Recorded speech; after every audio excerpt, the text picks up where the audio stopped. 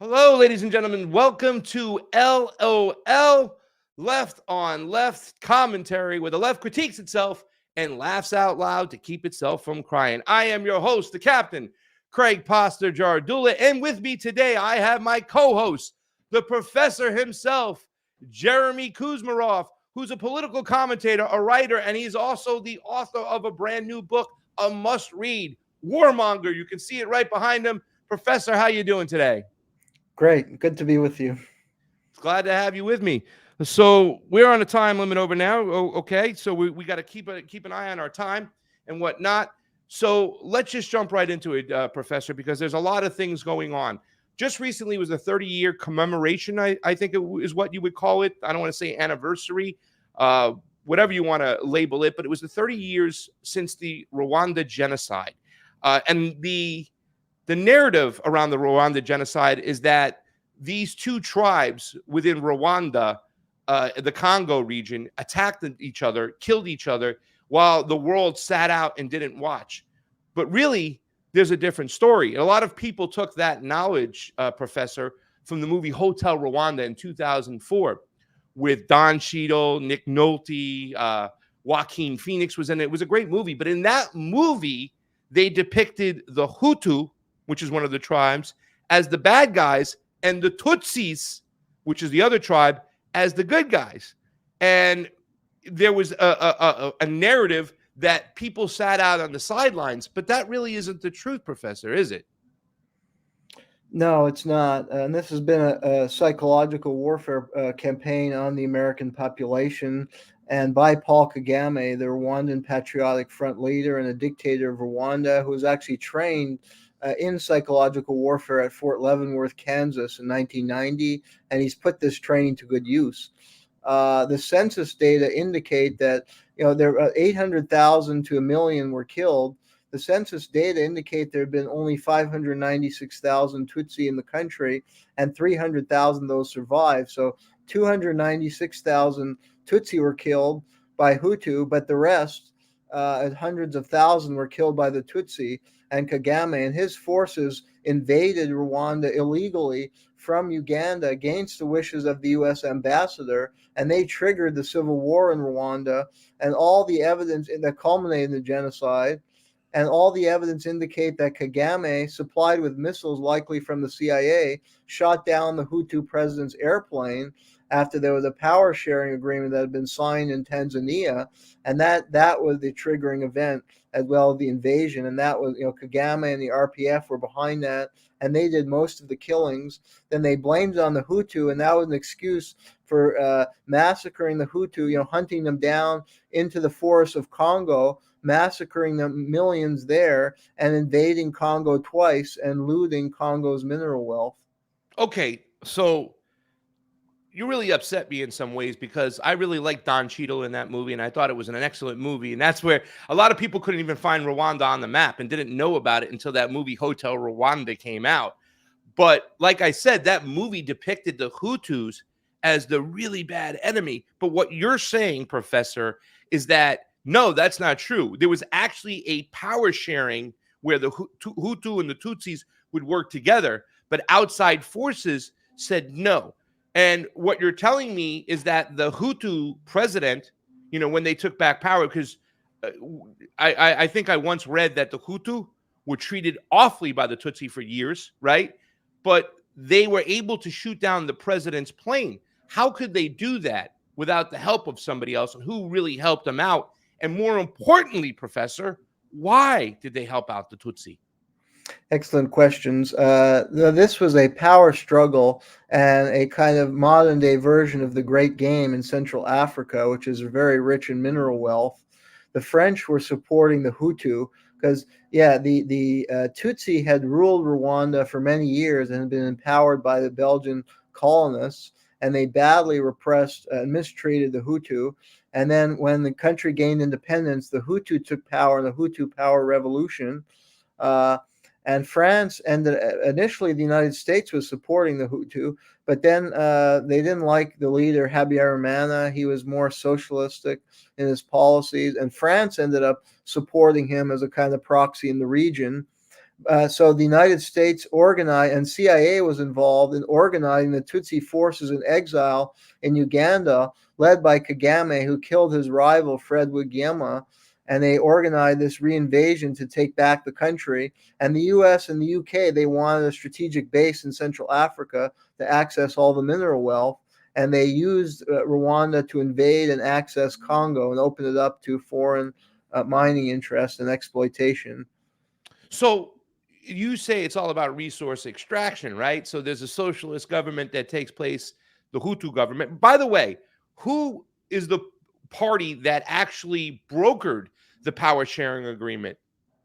Tanzania under then President Julius Nyerere, who was a Pan-Africanist and who supported, loved Africa, and this was a settlement that could have resolved the conflict without violence. But the U.S. and UK went ahead in supporting Kagame, providing them a lot of weapons. That's the other myth, is the myth of U.S. inaction, when in fact the United States had been supplying copious weaponry, some through Uganda, to the RPF forces so they could carry out their brutal invasion of Rwanda. And the U.S. actually sent military troops in April 94 when the genocide was going on, and then sent 800 more after to fortify the new RPF government after the Hutu were expelled. And some of those troops said, we were told not to say we were there, and that our real purpose was to fortify that government. It had nothing to do about stopping genocide.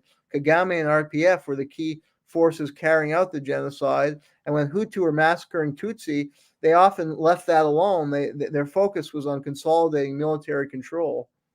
So the president's name, you say, is Kagame, right? Mm-hmm. And he's still the president today. Yes. So let's talk about really quickly. First of all, I want to know how Joe Biden was involved, because he's always involved in every single regime change operation out there, every single type of war. He's got his fingerprints on it. I mean, he was definitely in the Senate back then, so I'm sure there's a Joe Biden link, number one. And number two, that same president that's there today, and you had mentioned the mineral resource extraction was the big reason. What's the conditions like today with the minerals and the resources in Rwanda, in that region today? Okay, well, to answer your questions, first, Joe Biden was in the U.S. Senate, and he was supporting the Clinton administration's policy, which was to support the Rwandan Patriotic Front, to provide them weapons, to provide them military advisors, intelligence sharing. A lot of private military contractors were sent to assist Rwanda and Kagame government to consolidate its power and to carry out these invasions of the Congo. Now, and today, Biden is contributing to the ongoing Psy-op and cover-up, because he repeated the official story. The White House issued a statement, and he claimed 800,000 were killed. They were mostly Tutsi, when the census data indicates otherwise. Wait a second, Professor. Are you saying that Joe Biden got something wrong, was on the wrong side of history, and fudged the numbers? No. He wouldn't do that. No, not at all. No, he wouldn't tell any lies. No. Yeah. And then, as far as the mineral wealth, Congo, I mean, all our electronics, a lot of the cobalt and coltan comes from the Congo. And, a key, Maurice Templesman was very close with Bill Clinton, and he was a big time Democratic Party donor.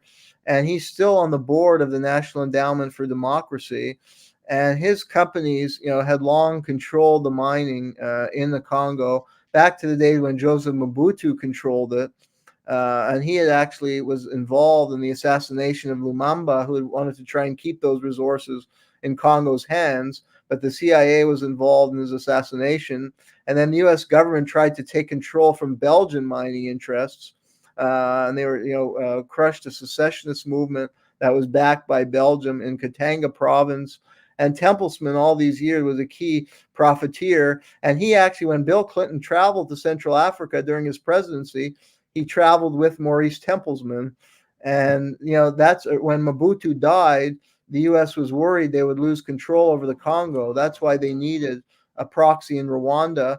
And Rwanda invaded Congo twice, and they unseated a leader named Joseph Kabila, who was feared was trying to retake Congolese control over the mining wealth. And Rwanda was used to get rid of him, and it reopened up the country. And some of Clinton's donors benefited. Besides Templesman, there was a company based in Hope, Arkansas, that got major concessions. and there were other donors of the Clinton Foundation who profited once Laurent Kabila was removed, and it was actually his son, but it was really it was a Rwandan quisling named Joseph Kabila, whose real name was Hippolyte Kanambe, was placed in power, and he basically sold out the mining wealth of his country. It just drives me crazy, Professor, that so many people said you can't vote for Donald Trump. You have people like Bernie Sanders. Donald Trump is the most racist, sexist president of all times. And yet he's saying go and support Joe Biden, go and support the Clintons. We did a story before with the Clintons in Haiti. We're now doing a story where the Clintons are involved in the Congo, in Rwanda. This is real racism over here, what we're talking about right now. Do you have anything to say about that, Professor, about the real racism that's perpetuated by the left in America? The left? Well, I would agree with that because there's no concern. Where are the human rights groups? Where are the peace movement to protest the U.S. support for Rwandan massacre and genocide in the Congo? And of the Hutu, the Hutu were so thoroughly demonized and accused of this genocide, and that was basically designed to condition the public to support the huge-scale massacres carried out by the Rwandan Patriotic Front and Kagame government extending into the Congo. And there's been no moral outcry at all, and no political figures have opposed this, including the Democratic Party or political left. And few of the alternative media present this objectively or raise any outcry. Professor, what is wrong with them? Are they paid?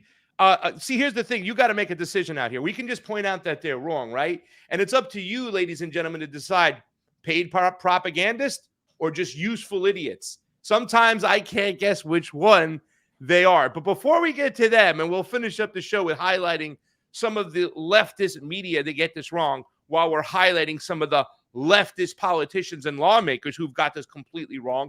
Of course, the CIA was involved. Wow. Is there any movement right now today that you have heard of, Professor, in which the Hutus are maybe making a move to get back power or at least find another power sharing mechanism? Because we see little children working in the Congo, extracting these minerals for pennies on the dollars, and the West is completely taking advantage of these people in Rwanda and the Congo, which I'd like to point out again, real racism, ladies and gentlemen. Have we seen any movement to maybe swing it back the other way? Because what I'm seeing right now, Professor, is that this was a real missed opportunity for the Congo to really empower themselves and really benefit off that rare minerals that are there. Yeah, well, within Rwanda, Kagame runs a totalitarian police state, and many dissidents have been murdered in exile. And most of the government is run by Tutsis, although he claimed there was a process of reconciliation. And there's some Western academics who've bought the Kool-Aid or drank the Kool-Aid, so to speak. In reality, there's a tiny number of Hutu who've been given positions in the government, and apparently they're spied on all the time, and they're just like there for token reasons to make it seem like there's some kind of reconciliation process. And even the New York Times had an article recently. It suggested something like 90% of all cabinet members and key positions in the government are all filled by Tutsis. And the Hutu have been hunted down, and so they're weak and dispersed. So at this point, it looks like they're not in a position where they can mobilize a strong force to challenge Kagame and his rule, and whoever succeeds Kagame, because he's getting older now. So it looks like for the time being, the Tutsi are in power, and they receive continued support from the United States, even though some of the abuses are now being reported in U.S. media outlets. It's crazy because, and I think you might agree with me on this, Professor, because I'm a good student and I take good notes and I listen to my professor. And ladies and gentlemen, go get Jeremy Kuzmarov's new book, Warmonger. I mean, we've just, touched the tip of the iceberg over here, and we're talking about the Clintons all over the place. What's happening in Haiti today? The Clintons. What's happening in Rwanda today? The Clintons. But I think that they've put such a narrative out there, Professor, that the Tutsis were the liberators and the good guys, that it's going to be very hard for the uneducated world to accept the fact that the Houthis really need to get back some of the power so they can really nationalize some of their rare minerals out there. Would you agree that that narrative is so deep that it's going to be damn near impossible for the Hutus to ever get back some form of sovereignty? Well, I think so, yeah. And these films you point out, Hollywood has contributed to the manipulation of public opinion in the Oh yeah. War operation. Film that you point out, like Hotel Rwanda, which is totally one-sided, and presents it in a cartoonish way as good versus evil, and the Tutsis are these exalted figures, and it's totally mythology, but it's hard to puncture. Most people, yeah, get their knowledge from those kind of films, as you started mentioning at the beginning. Yeah. Well, Don Cheadle was a Hutu and he was married to a Tutsi and he was just trying to find balance in the force. So I don't hold anything against Don Cheadle. And I don't hold anything against Joaquin Phoenix either because he was just a reporter reporting stuff. But his reporting was one sided, right? It was very favorable to the Tutsi.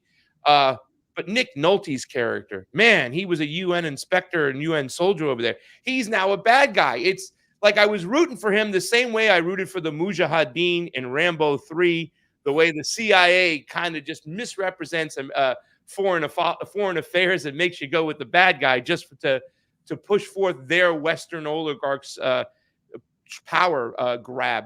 Um, let's talk a little bit really quickly about the NED, right? So, how many NGOs are littered throughout the Congo right now, and what kind of powers do they have in this region? Well, I don't have the data on me, but yeah, traditionally the NED picked up from what the CIA used to do, and that is to try and support political faction in countries that would promote more pro-Western oriented policy, an economic policy that would favor U.S. multinational corporations. And if there's a leader that emerges that is a leftist leader or nationalist who wants to assert national sovereignty and control over its resources, the NEG's job is usually to demonize that government and leader and to play up any human rights abuses, real or imagined. I mean, Congo now is just a mess because these Rwandan militias have invaded, plundered, and they play the game of divide and conquer. So, I mean, the central government may not even have total control, particularly in regions of eastern Congo. It's a very weak central government. And of course, there's been a lot of corruption in the government. And, after Mobutu fell out of power, I mean, Laurent Kabila had been a leftist who fought with Che Guevara. And I mean, he provided some hope for stabilizing the country and asserting local control over its economy. But the U.S. and Rwanda and Uganda made sure to remove him in favor of a Rwandan quisling, Hippolyte Kanambe, he had been actually Kabila's like adopted son, but his loyalty lay more with Rwanda. And since he fell out of power recently, but again, the central government is very weak right now, and that's I think what they like because that enables these outside forces to plunder the country. So they want to keep Congo weak. They don't want the reemergence of a Lumumba type figure who's Yeah. a strong leader with leftist Pan-Africanist views. Is it cobalt or nickel or it's cobalt, right? Cobalt, yeah, Yeah, and coltan, and they have cobalt, little copper. children workers, very young, cobalt, copper, pulling out of the ground because once again, it's the same playbook. NED goes in there, destabilizes the country. We get the resources, not we, but the Western oligarchs, right? Because we don't get anything discounted right now. We're still paying, $2,000 for an iPhone over here and stuff. But it's what they have to do to get those minerals that are really crazy. Let's talk really quickly while we're wrapping up over here. We got less than 5 minutes. Let's talk about the left getting this wrong, right? This is the show where the left critiques itself. LOL. Laugh out loud to keep ourselves from crying because it's either one or the other, paid propagandists or useful idiots. Not taking a cheap shot at anybody, but when they get it wrong, we got to call them out to get it wrong because we got to get the narrative right. We have to make people understand what's really going on because this is a problem that's even worsened to this day, right? Like, look what's going on in the Ukraine, where we have, and every single Democratic lawmaker is for bombing civilians in the Donbass for 8 years until the Russian Federation had no choice but to finally get involved because they were trying to stop a war, not let a massacre go on. But our fingerprints were all over it. We do it all the time in Latin America. Now here's Africa. Let's play this video from a leftist channel so we can critique it a little bit and set the narrative straight. Rwanda is holding a week of commemorations marking the 30th anniversary of the 1994 genocide, when up to 1 million Tutsis and moderate Hutus were killed by Hutu militias. During the genocide, at least 250,000 women were raped. As the world watched the horror unfold 30 years ago, the United States, France, and other nations stood by, refused to help stop the killing. The Rwandan president, Paul Kagame, said in a speech Sunday, the international community, quote, failed all of us. Former U.S. President Bill Clinton traveled to Rwanda this week to mark the 30th anniversary of the genocide, along with other foreign dignitaries. As President Clinton refused to label the 1994 mass killings in Rwanda as genocide, he has since said his failure to respond was one of his biggest regrets of his presidency. This is President Clinton speaking in 1998. We did not immediately call these crimes by their rightful name, genocide. We cannot change the past, but we can and must do everything in our power to help you build a future without fear. In 2021, French President Mao. Professor, we got to get into this really quickly because we got to wrap up soon. But that was very one-sided by Mrs. Goodman over there. She talked about how the Hutus pretty much massacred the Tutsis. She talked how the Americans and the West was not involved. All this is untrue. So, I mean, if you want to throw out your opinion, paid propagandist or useful idiot, either way, you know what I'm saying? I don't care. But that information is just inaccurate, is it not? Absolutely. It's presenting a false history and misleading viewers. We know for a fact, as I pointed out with the census data, that a huge number of the people killed were killed by the Tutsi and the Rwandan Patriotic Front. We also know that the U.S. government was not inactive, that they were supporting the takeover of Rwanda by the Rwandan Patriotic Front, that they supplied weapons, a lot of the weapons, including, is believed, the weapons used to shoot down the aircraft, and they sent a contingent of 300 to 400 troops in April 1994, and then another 800 troops after to help consolidate Kagame's power. And then they provided more weapons and military advisors and CIA support as Kagame invaded the Congo and killed millions of people. So none of that is covered by Amy Goodman. And she had as a host Kenneth Roth, who was the head of Human Rights Watch, who repeated the standard disinformation, blaming the Hutu for everything. And Human Rights Watch was basically silent. You know, they're supposed to be devoted to raising awareness about human rights, but they were silent largely about the horrendous human rights abuses committed by Rwandan militias and Ugandan armies supported by the United States in the Congo for years. They devastated the Congo. Yeah, you know what, Professor? I think you said it right there. That's it right now. We're going to wrap up this segment for today. I think it's so important to understand what exactly went on in the Congo, in Rwanda, because as it was then, it is today one of the biggest problems. All our problems, the core of our problems with foreign policy starts with our intervention. And it always seems like the CIA or these NGOs are behind it. Professor, I know that you usually give out grades, but if I'm going to give you a grade today, it's A++.